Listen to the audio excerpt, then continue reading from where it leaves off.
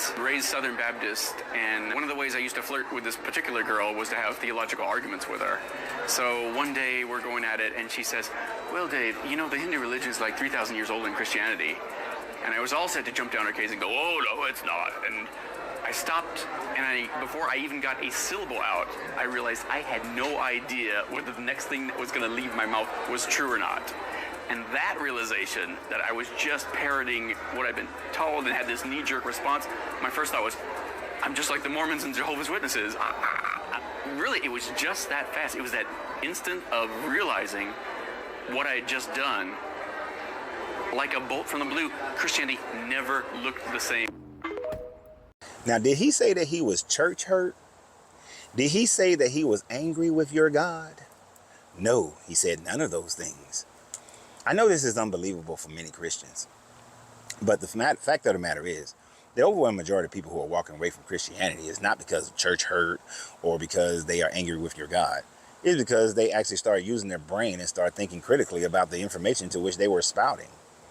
This man said that he would realize that he was just repeating, regurgitating what he had been taught his entire life concerning the belief in this deity, and that it did not make sense. The math just wasn't mathing. Now, on a side note, I probably should have used that methodology when I was younger to try to get some women. I didn't know that that was a way of flirting. But back to the subject matter. Once this man realized that the Indus religion is 3,000 years older than the Christian religion, he had to come to grips with those terms. And I would imagine that as more and more he studied, he realized that the Kemetic religion is 3,000 to 4,000 years older. That the Persian religion of Zoroastrianism is a few hundred years older. That the Greek religion is older than Christianity. That many other religions around the world are much older than Christianity. And many more religions are much older than the whole idea of Yahweh and the Israelites. That the Yahweh was originally a Canaanite god, and the Canaanite god was originally an Assyrian god, which originally was an Akkadian god, which was originally a Sumerian god, and could have possibly been even originally whatever we decide to name the people at Göbekli Tepe and Tehran Tepe god.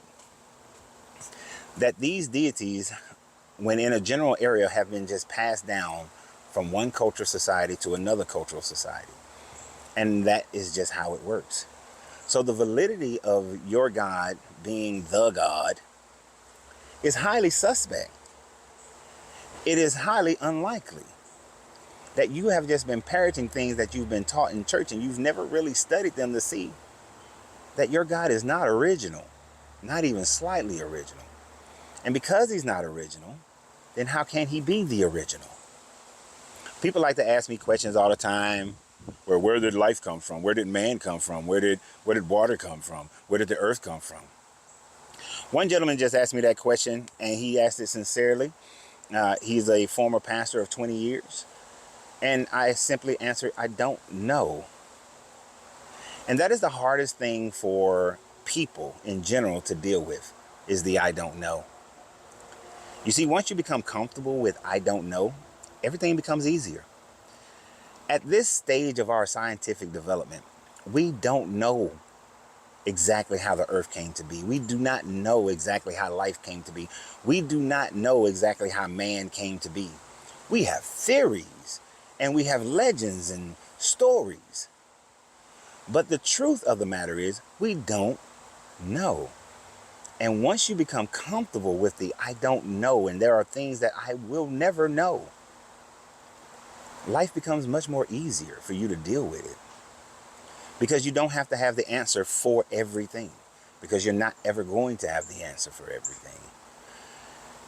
Did we have a common ancestor between today's monkeys, chimpanzees, gorillas, and man?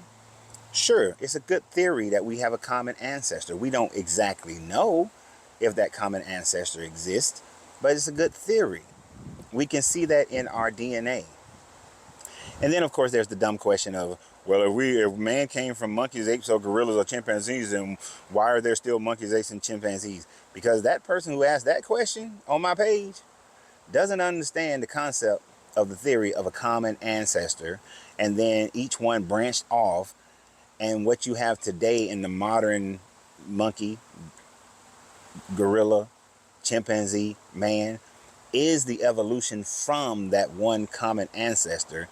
So they are a common ancestor, but not all still the same and would be the same today.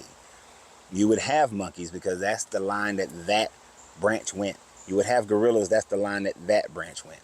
And that's a decent theory. Is it proven? It's not proven, but it's a great theory. It's a leading theory. Could something happen in the next 100 years that changes that whole theory? Yes, it could. That's what science and discovery and skepticism is about. Digging and digging and digging until you get facts to prove something. But these religious beliefs, whether they're Indus beliefs, whether they're Muslim beliefs, Christian beliefs, Jewish beliefs, Ifa beliefs, none of them are proven facts. And they actually have less facts than any other type of answer of where we come from, how the earth came into being, how the universe came into being. They are less factual and are all beliefs. And that's why I don't argue belief, because you can believe whatever you want to believe. I argue what I know and what people think they know. So y'all have a great day. And remember always, you have to free yourself to be yourself, because your greatness is non-negotiable. Good journey, good vibration.